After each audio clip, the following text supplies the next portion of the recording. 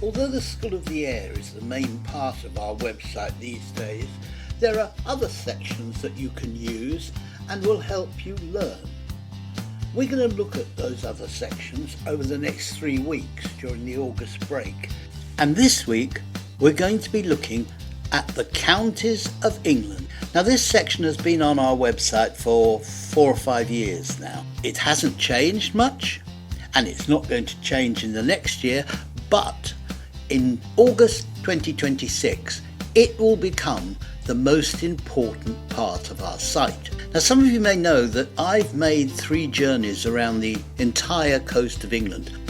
One in 1985-86, one in 1994-95 and one in 2001. It's our intention to repeat that journey during 2026, 2027, 2028. Molly and I are going to travel to every county, metropolitan borough and 4 of those little islands off our coast and spend some time there and report back to you so you can learn more about your country. Now why, you may say, is it important for me to learn more about my country? Now I know I say that we don't follow any particular curriculum. What we're trying to do is provide learning material that essentially is child-led.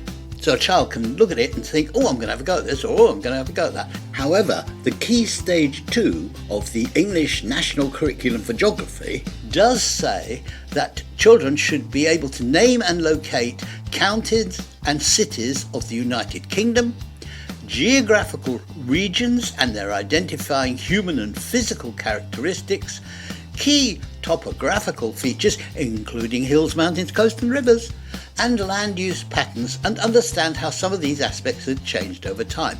What better way to do that than to follow us on our journey through all of those counties, and to do it in the company of somebody who, at least as far as coastal counties are concerned, saw them all 41 years ago. So at that time this section is going to take on even more importance. Nothing's going to happen on it over the next year, but we have put some things there already just to make it a little bit interesting, maybe as a little taster. Let's see what I mean. Right, go to English counties and there you are. You have a list of 47 counties or metropolitan boroughs and 4 islands. If you click on one of them, I don't know why, but I'm going to Gloucester, you will see there is a map showing you where Gloucester is. There are some facts about Gloucester.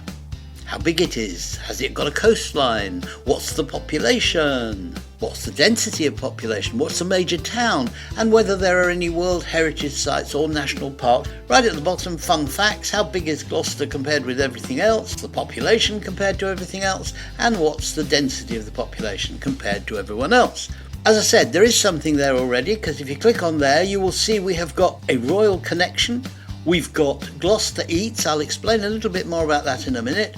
We've got Owlbut's Bird Watch, and basically Owlbut is going to tell you a bird that you can almost certainly see in this particular county or metropolitan borough. And right at the bottom, 7 random people who were born in Gloucester in the last 100 years. I said I would be returning to the Gloucester Eats or the County Eats page.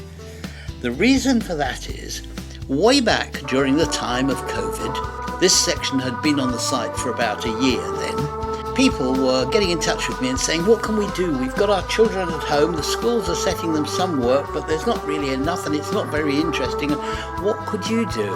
And then a teacher said to me, you know your English counties page, wouldn't it be incredible if you tried to cook a dish from each county as you've got on there? Now, at this time I suffered from a disease of split personality, because my brain said no, and my mouth said yes. With the result that during, I think it was 2021, we tried to cook a dish from one of these counties. These dishes are still on the website and will be there forever. Before I made this little piece, I thought I'd have a look and see, going back to those early days, which dishes had been the most popular on YouTube. And Wiltshire lardy cake came out just above Norfolk dumplings. Now the big question is, because the true sign of a Norfolk dumpling is if when you put it in the boiling water it actually swims or floats and doesn't sink. So let us see what happens. I hope you're ready for this. I'm not sure I am. Hey, it floats, look! The Banbury cake, as eaten by Queen Victoria. Suffolk rusks were 4th, and bacon floddies came into 5th place. Then take them out when the other side is cooked, and there you have 3 bacon floddies. If you're interested, the next 5 were Maid of Honour tarts, Dorset apple cake, Yorkshire pudding, Stoke-on-Church pie and Gallybagger souffle.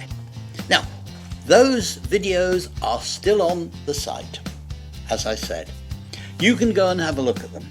You can follow them. We show you the ingredients. There's nothing particularly expensive except possibly the Gallybagger souffle, because this came from the Isle of Wight, and I discovered a small independent cheesemaker on the Isle of Wight who made a cheese called Gallybagger, and I read somewhere that the local hotel had used that cheese to make a souffle. So I wrote to the company and said, I'm going to have a go at this, please. And bravely, very bravely, they sent me a sample. So it may cost a bit more if you're going to do the Gallybagger souffle, but there we are. That's English counties. That's what you can look at. You can look now, as I say, you can look at any part of it you like. You can look at the royal connection, you can try our recipes, you can look for a bird watch and see if those birds are anywhere in your garden or in the woods or anywhere around where you live. And you can find the 7 VIPs.